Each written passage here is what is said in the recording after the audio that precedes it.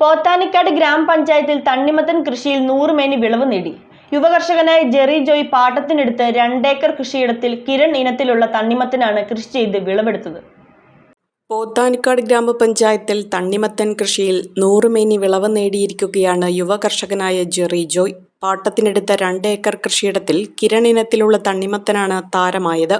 ജെറിന്റെ കൃഷിയിടത്തിൽ തണ്ണിമത്തൻ കൃഷിയുടെ വിളവെടുപ്പ് ജനപ്രതിനിധികളും കൃഷിവകുപ്പ് ഉദ്യോഗസ്ഥരും നാട്ടുകാരും ചേർന്ന് ആഘോഷമാക്കി.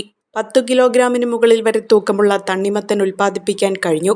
തണ്ണിമത്തൻ കൃഷിക്ക് പുറമെ പച്ചക്കറികളായ വെണ്ട, സാലഡ് വെള്ളരി, മുള്ളൻ വെള്ളരി എന്നിവയെല്ലാം ജെറിൻ വിപുലമായി കൃഷി ചെയ്തു വരുന്നുണ്ട്.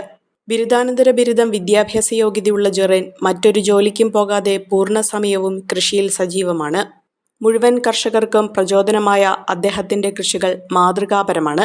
അടുത്ത വർഷം മുതൽ പഞ്ചായത്തിൽ വിവിധയിനം തണ്ണിമത്തൻ കൃഷി കൂടുതൽ വ്യാപിപ്പിച്ച് തണ്ണിമത്തൻ കൃഷിക്കൂട്ടങ്ങൾ സൃഷ്ടിക്കാനാണ് പഞ്ചായത്തും കൃഷിഭവനും ലക്ഷ്യമിടുന്നത്.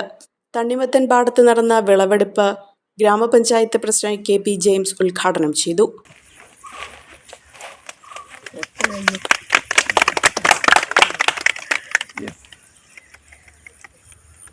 ഇതുപോലെയുള്ള യുവ കർഷകരെ ഈ കാർഷിക മേഖലയിലേക്ക് പ്രോത്സാഹിപ്പിച്ച് കൊണ്ടുവരേണ്ട ആവശ്യമുണ്ട്.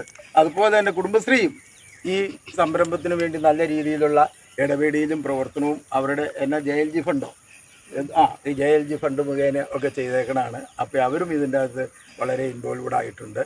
അപ്പോൾ കുടുംബശ്രീക്കാരെയും അതോടൊപ്പം തന്നെ ഈ കൃഷി ചെയ്ത നമ്മുടെ യുവ കർഷകൻ ജെറിനെയും എല്ലാം അഭിനന്ദിച്ചുകൊണ്ട് ഈ നിങ്ങളുടെ എല്ലാവരെയും ഇതിൻ്റെ ഗ്രാമപഞ്ചായത്ത് വൈസ് പ്രസിഡന്റ് ലൂസി സന്തോഷ് ചടങ്ങിൽ അധ്യക്ഷത വഹിച്ചു.